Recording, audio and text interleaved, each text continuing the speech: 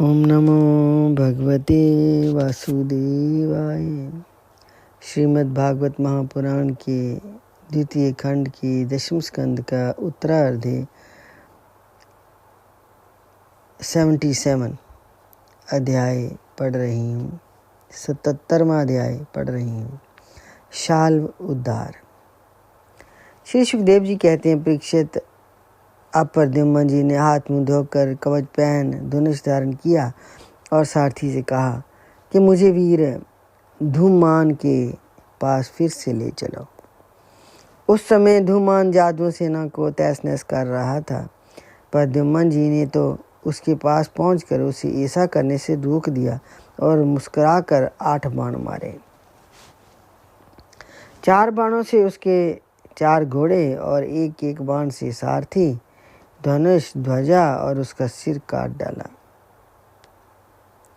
इधर गद, सातकी, सांब आदि जदुवंशी वीर भी शाल्व की सेना का संहार करने लगे। 100 विमान पर चढ़े हुए सैनिकों की गर्दनें कट जाती और वे समुद्र में गिर पड़ते। इस प्रकार जदुवंशी और शाल्व के सैनिक एक दूसरे पर प्रहार करते रहे। बड़ा ही घमासान और भयंकर युद्ध हुआ और वे लगातार 27 दिनों तक चला। उन दिनों भगवान श्री कृष्ण धर्मराज युधिष्ठिर के बुलाने से इंद्रप्रस्थ गए हुए थे। राजसूय यज्ञ हो चुका था और शिशुपाल की भी मृत्यु हो चुकी थी।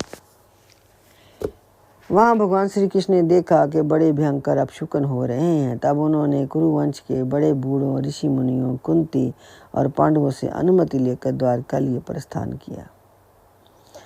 वे मन ही मन कहने लगे कि मैं पूज्य भाई बलराम जी के साथ जहाँ चला आया, अब शिशुपाल के पक्षपाती क्षत्रिय अवश्य ही द्वारका पर आक्रमण कर रहे होंगे।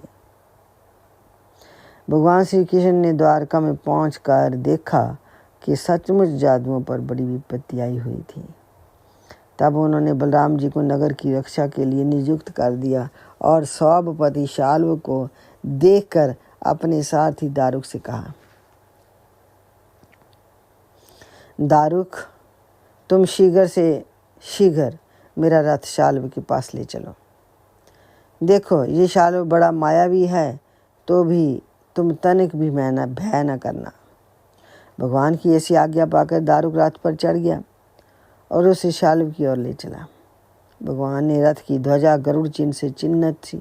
उसे देखकर जदुवंशियों तथा शाल्व की सेना के लोगों ने युद्ध भूमि में प्रवेश करते ही भगवान को पहचान लिया। अब तक शाल्व की सारी सेना प्राय नष्ट हो चुकी थी। भगवान श्री कृष्ण को देखते ही उसने उनके सारथी पर एक बहुत बड़ी शक्ति चलाई। वह शक्ति बड़ा भयंकर शब्द करती हुई आकाश में बड़े वेग से चल रही थी और बहुत बड़े लूक के समान जान पड़ती थी। उसके प्रकाश से दिशाएं चमक उठी थी। उसे सारथी की ओर आते देख भगवान श्री कृष्ण ने अपने बाणों से उसके सैकड़ों टुकड़े कर दिए। इसके बाद उन्होंने शाल्व को 16 बाण मारे और उसके विमानों को भी, जो आकाश में घूम रहा था, असंख्य बाणों से छलनी कर दिया। ठीक वैसे ही जैसे सूर्य अपनी किरणों से आकाश को भर देता है। शाल्व ने भगवान श्री कृष्ण की बाईं भुजा में, जिसमें शारंग धनुष शोभायमान था, बाण मारा। इससे शारंग धनुष भगवान के हाथ से छूटकर गिर पड़ा।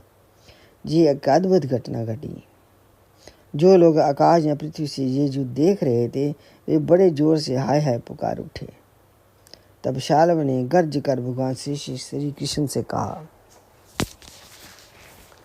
मूढ़, तूने हम लोगों के देखते देखते हमारे भाई और सखा शिशुपाल की पत्नी को हर लिया तथा भरी सभा में, जबकि हमारा मित्र शिशुपाल असावधान था, तूने उसे मार डाला।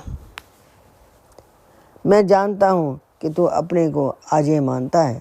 यदि मेरे सामने ठहर गया तो मैं आज तुझे अपने तीखों बाणों से वहाँ पहुँचा दूंगा जहाँ से फिर कोई लौट कर ना आया।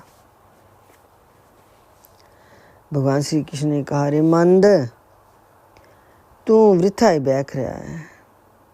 तुझे पता नहीं कि तेरे सिर पर मौत सवार है। शूरवीर व्यर्थ की बकवाद नहीं करते, वे अपनी वीरता ही दिखलाया करते हैं। इस प्रकार कहकर भगवान श्री कृष्ण ने क्रोधित हो अपनी अत्यंत वेगवती और भयंकर गदा से शाल्व के जत्रुस्थल भवांसली पर प्रहार किया। इससे वे खून उगलता हुआ कांपने लगा। इधर जब गदा भगवान के पास लौट आई तब शाल्व अंतर्धान हो गया। इसके बाद 2 घड़ी बीतते बीतते एक मनुष्य ने भगवान के पास पहुंचकर उनको सिर झुकाकर प्रणाम किया और रोता हुआ बोला, मुझे आपकी माता देवकी जी ने भेजा है। उन्होंने कहा है कि अपने पिता के प्रति अत्यंत प्रेम रखने वाले महाभाऊ श्री कृष्ण शाल्व तुम्हारे पिता को उसी प्रकार बांध कर ले गया है जैसे कोई कसाई पशु को बांध कर ले जाता है। ये अप्रिय समाचार सुनकर भगवान श्री कृष्ण मनुष्य से बन गए। उनके मुंह पर कुछ दासी छा गई। वे साधारण पुरुष के समान अत्यंत करुणा और स्नेह से कहने लगे, मेरे भाई बलराम जी को तो देवता अथवा असुर कोई नहीं जीत सकता। वे सदा सर्वदा सावधान रहते हैं। शाल्व का बल पौरुष तो अत्यंत अल्प है, फिर भी इसने उन्हें कैसे जीत लिया और कैसे मेरे पिताजी को बांध कर ले गया। सचमुच प्रारब्ध बहुत बलवान है। भगवान श्री कृष्ण इस प्रकार कह ही रहे थे कि शाल्व वसुदेव जी के समान एक माया रचित मनुष्य लेकर वहां आ पहुंचा और श्री कृष्ण से कहने लगा, मूर्ख, देख, यही तुझे पैदा करने वाला तेरा बाप है जिसके लिए तुम जी रहा है। तेरे देखते देखते मैं इसका काम तमाम कर दूंगा। कुछ बल पौरुष हो तो इसे बचा ले। मायावी शाल्व ने इस प्रकार भगवान को फटकार कर माया रचित वसुदेव का सिर तलवार से काट दिया और उसे लेकर अपने आकाश सत विमान पर जा बैठा। भगवान श्री कृष्ण स्वयं सिद्ध ज्ञान स्वरूप और महानुभाव है। वे ये घटना देखकर 2 घड़ी के लिए अपने स्वजन वसुदेव जी के प्रति अत्यंत प्रेम होने के कारण साधारण पुरुषों के समान शोक में डूब गए। परंतु फिर वे जान गए कि ये तो शाल्व की फैलाई हुई आसुरी माया है जो उसे मैं दानव ने बतलाई थी। भगवान श्री कृष्ण ने युद्ध भूमि में सचेत होकर देखा, न वहाँ दूत है और न पिता का वे शरीर। जैसे स्वप्न में एक दृश्य दिख कर लुप्त हो जाता है, उधर देखा तो शाल्व विमान पर चढ़कर आकाश में विचर रहा है। तब वे उसका वध करने के लिए उद्यत हुए। प्रिय परीक्षित, इस प्रकार की बात पूर्वापर का विचार न करने वाले कोई ऋषि कहते हैं। अवश्य ही वे इस बात को भूल जाते हैं कि श्री कृष्ण के संबंध में ऐसा कहना उन्हीं के वचनों के विपरीत है। कहाँ अज्ञानियों में रहने वाले शोक, मोह, स्नेह और भय तथा कहाँ वे परिपूर्ण भगवान श्री कृष्ण जिनका ज्ञान, विज्ञान और ऐश्वर्य अखंडित है, एक रस है। भला उनमें वैसे भावों की संभावना ही कहाँ है। बड़े बड़े ऋषि मुनि भगवान श्री कृष्ण के चरण कमलों की सेवा करके आत्म विद्या का भली भांति संपादन करते हैं और उसके द्वारा शरीर आदि में आत्म बुद्धि रूप अनादि अज्ञान को मिटा डालते हैं तथा आत्म संबंधी अनंत ऐश्वर्य प्राप्त कर लेते हैं। उन संतों के परम गति स्वरूप भगवान श्री कृष्ण में भला मोह कैसे हो सकता है। अब शाल्व भगवान श्री कृष्ण पर बड़े उत्साह और वेग से शस्त्रों की वर्षा करने लगा। अमोघ शक्ति भगवान श्री कृष्ण ने भी अपने बाणों से शाल्व को घायल कर दिया और उसके कवच, धनुष तथा सिर की मणि को छिन्न भिन्न कर दिया। साथ ही गदा की चोट से उसके विमान को भी जर्जर कर दिया। भगवान श्री कृष्ण के हाथों से चलाई हुई गदा से वे विमान चूर चूर होकर समुद्र में गिरा। गिरने के पहले ही शाल्व हाथ में गदा लेकर धरती पर कूद पड़ा और सावधान होकर बड़े वेग से भगवान श्री कृष्ण की ओर झपटा। शाल्व को आक्रमण करते देख उन्होंने भाले से गदा के साथ उसका हाथ काट गिराया। फिर उसे मार डालने के लिए उन्होंने प्रकालीन सूर्य के समान तेजस्वी और अत्यंत अद्भुत सुदर्शन चक्कर धारण कर लिया। उस समय उनकी ऐसी शोभा हो रही थी मानो सूर्य के साथ उदयचल शोभमान हो। भगवान श्री कृष्ण ने उस चक्कर से परम मायावी शाल्व का कुंडल किरीट सहित सिर धड़ से अलग कर दिया। ठीक वैसे ही जैसे इंद्र ने वज्र से वीरतासुर का सिर काट डाला था। उस समय शाल्व के सैनिक अत्यंत दुख से हाय हाय करने लगे। परीक्षित, जब पापी शाल्व मर गया और उसका विमान भी गदा के प्रहार से चूर चूर हो गया, तब देवता लोग आकाश में धुंधुभी बजाने लगे।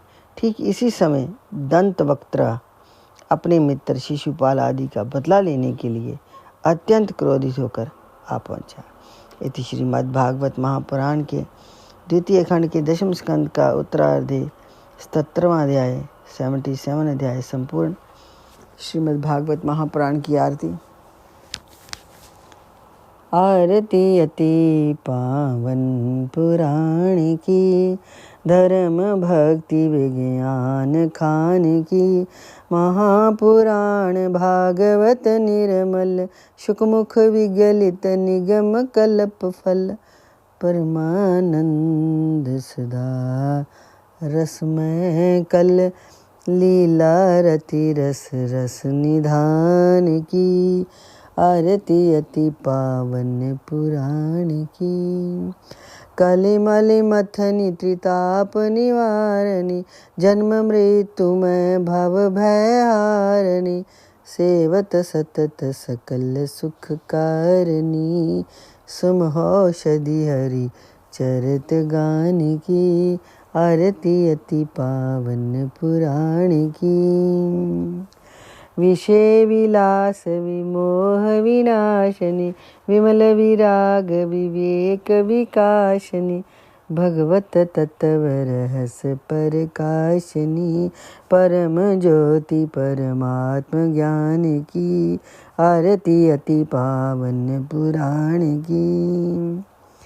परमहंस मुनि मन उल्लासनी, रस हृदय रस रास विलासनी। भुक्ति मुक्ति रति प्रेम सुदासिनी, कथा किंचन प्रिय सुजान की। आरती अति पावन पुराण की, धर्म भक्ति विज्ञान खान की। ओम नमो भगवते वासुदेवाय।